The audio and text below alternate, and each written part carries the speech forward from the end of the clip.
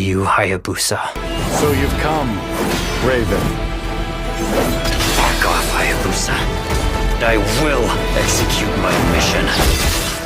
Hey everybody, welcome back to another Ninja Gaiden 4 video. I'm going to be breaking down in this video some of the news, also some of the new footage, and also going over my own personal thoughts because there was a lot of new info from first impressions of the game from different review channels and other various stuff. Which most of the reviews for this game, I will say, are mostly positive, and from the footage that I've seen, I am even more hyped for this game. But there have been a couple complaints which I'll be going over in these reviews, not just from the fans, regarding the level design, a little bit of the difficulty, and also Ryu himself. That's why I'm a little late on this, because all this info came out yesterday. Because at the end of the day, Ninja Gaiden 4 has been met with as much criticism and skepticism as it has praise. Speaking of criticism, let's actually look at the reviews and the critiques that they bring up. So the four main critiques that I actually have seen come from the idea of grinding sections feeling a little bit out of place for Ninja Gaiden, level design, even though it's very big and open with great arenas, feeling a little bit bland and saturated, having the annoying guidable yellow paint that we're also familiar with. Game feeling a little bit too easy, and also having the adjustable difficulty, taking out the trial by fire element, among other things. Now, when it comes to the brand new info, I will say that they do confirm that Yakumo really is the main character of this game, and not Ryu. I know a lot of Ninja Gaiden fans are going to be very pissed off about this, and I've already seen complaints about this fact before they even confirm this, because a lot of fans have a certain amount of bias towards Ryu, just like they did with Dante getting replaced in Devil May Cry 4 with Nero. And this game has gotten a lot of comparisons to Devil May Cry 4 when it comes to the story and also how they're handling Ryu as a character. As a fan of DMC, I do feel like the comparisons of 4 are valid, but I also think are very flawed. 4 has a lot of problems, and also you're having to play the game backwards as Dante, not having actual chapters of his own and enemies to some extent.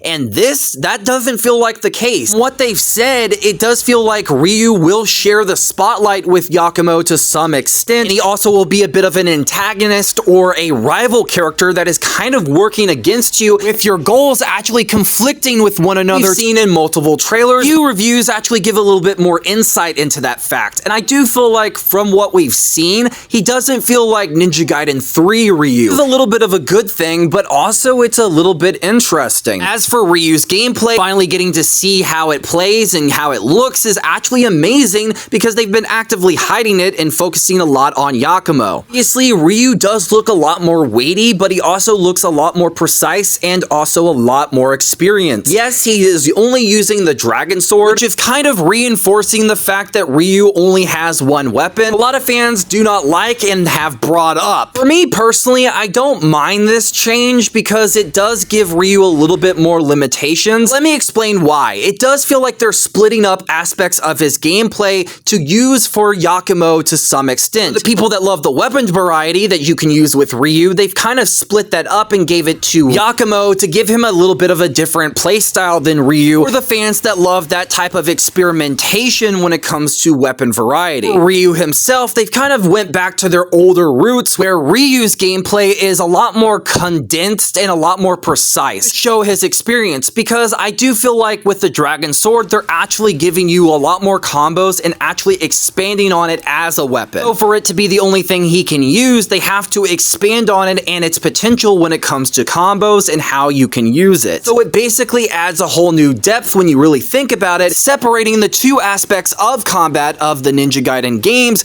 into the combat systems of these two particular characters, which is actually pretty interesting. And when you look at Ryu's gameplay, there are a lot of similarities between him and Yakumo. Instead of a Blood Raven form, he has something else in its place. And also, when you look at the weapon switching of Yakumo and Ryu comparison as the characters, you can notice a brief distinction. When you look at Yakumo's weapon switching, it's in the same department as Ryu's Ninpo magic. Now, if I am right on this, that would mean that they are switching Ryu's secondary weapons into being his magic attacks, which actually could be a bit of a controversial change when you think about it. Also, having more air combos that we do see for Yakumo and RYU is actually something I really love. I don't care what anyone else says. I feel like air combat should have been something we could focus on more, even in the older games. The game does feel like it emphasizes a lot of flexibility with both characters and how you can use them. Compared to how they handled side characters in the previous games when it comes to the girls, I feel like this is a little bit of a better experience. Moving away from RYU and Yakumo's gameplay, which I absolutely love, I will say that they do talk about the difficulty and the customization of things. This could actually make or break the game, considering that a lot of hardcore fans actually love how game-breakingly difficult the game is. Making it a lot more welcoming to newcomers could be something that a lot of people find annoying. But if Devil May Cry 5 could do it well, I feel like this game could actually handle this aspect. I also do bring up the fact that this game will have it to where you can play as any chapter with any character. So if you want to play the game only as RYU or Yakumo, you still have to beat the game before doing this, but I still think this is an interesting but amazing change. There's some other things that they do show off in the gameplay, but I'm not going to talk about every single one. I really hope you guys did enjoy this video. If there's anything I missed or anything that you feel like I could have went in more depth about, don't hesitate to let me know in the comments down below, and also let me know your personal opinions on the info that we have received. And also make sure to hit the like button if you did enjoy the video, but if you didn't and it wasn't to your liking, change it to a dislike. It's perfectly fine. If you are new to this channel, make sure to hit the subscribe button and the bell notification button to be notified whether or not I upload, whether it's Ninja Gaiden, Devil May Cry, Resident Evil, Darksiders, or any other content under the sun. Make sure to have a good rest of your guys' day, morning, afternoon, night. It does help out the channel and me. Whatever it is for you in the world, peace out. Bye-bye.